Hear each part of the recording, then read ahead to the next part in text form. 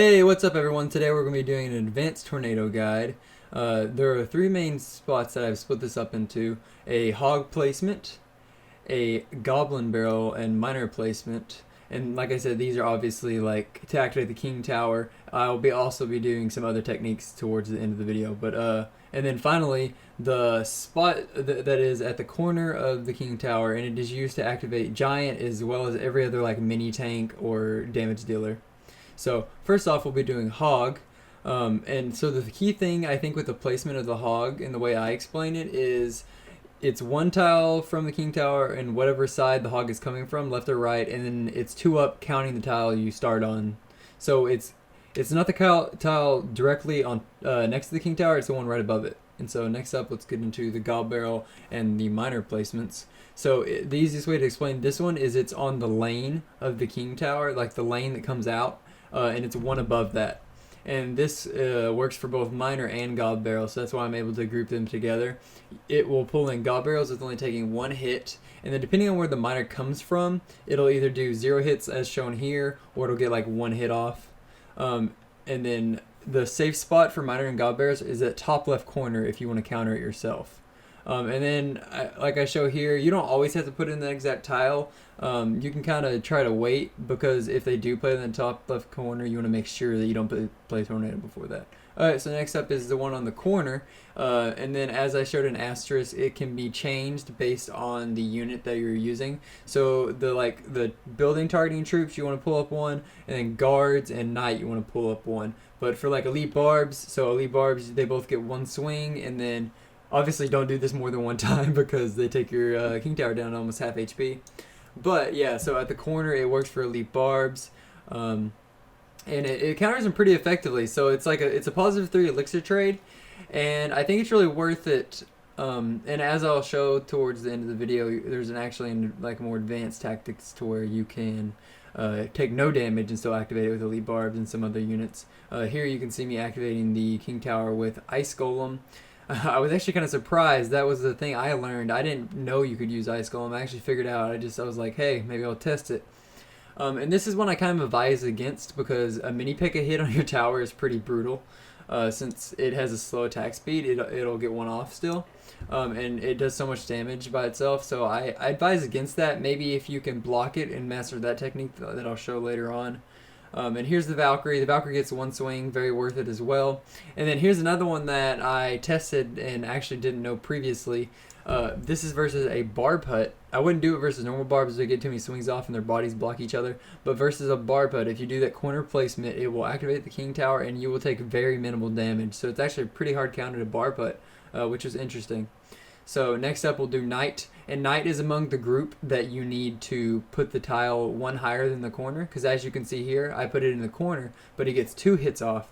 If you raise him up as if he were a giant, put it one tile higher as if he were a giant or a golem, as I can show you here, instead of getting 2 hits off due to his fast attack speed, he will only get 1 hit off, and every little bit of damage counts in a match. And obviously you don't want to take too much damage in the process of activating your king tower, otherwise it's kind of useless because a dead tower doesn't help you at all.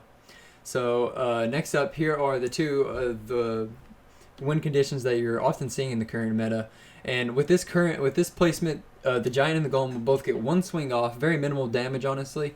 And there actually is, I think it's more possible with the giant than the golem because the giant's easier to pull. There is a placement you can do to where with both of them, but easier with the giant, to where they will get no swings off, like the hog placement, but I advise against it because the tornado doesn't last that long, and sometimes they still get back to the tower because the timing has to be perfect, so it's not worth it. And so here's another one, guards.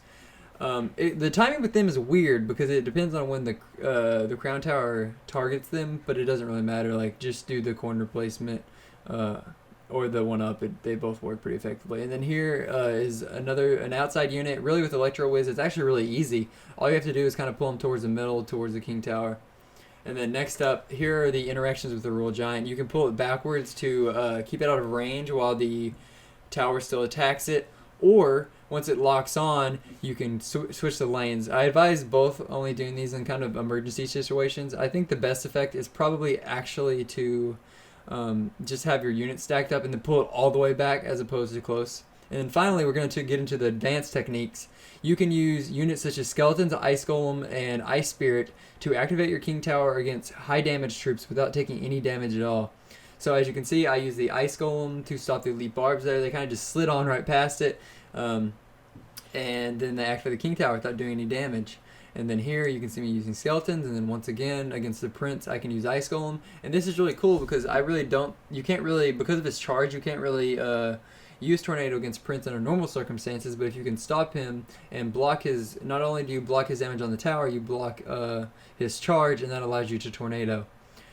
And it really just comes down to timing. You can Tornado first, you can Ice Golem or whatever Distract Troop afterwards. I guess this would work with guards as well.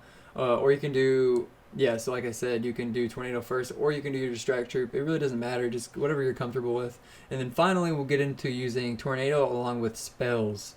So this is very effective against Through Muskets, Executioner, and then Ice Golem plus like any other unit that makes it worth it. So as you can see here, Tornado actually does enough damage as like a zap to pair with Fireball to kill them. And then you can also actually, with the Through Muskets, you can space it out to where like if they split their Through Muskets, you can still pull them together in Fireball. I don't think you can rocket. That's kind of risky too. But yeah, as you can see here, he played Ice Golem at the back, and then he played Executioner afterward. And I'm actually able to, even though they're so far apart, I'm actually able to pull them together and land the rocket and make it worth it.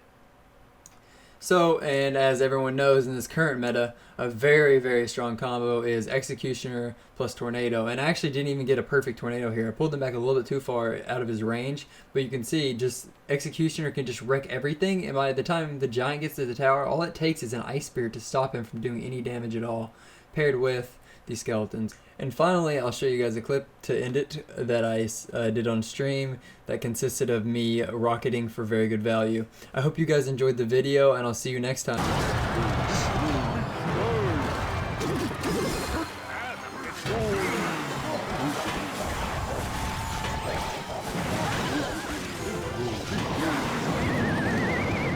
Got him. Okay.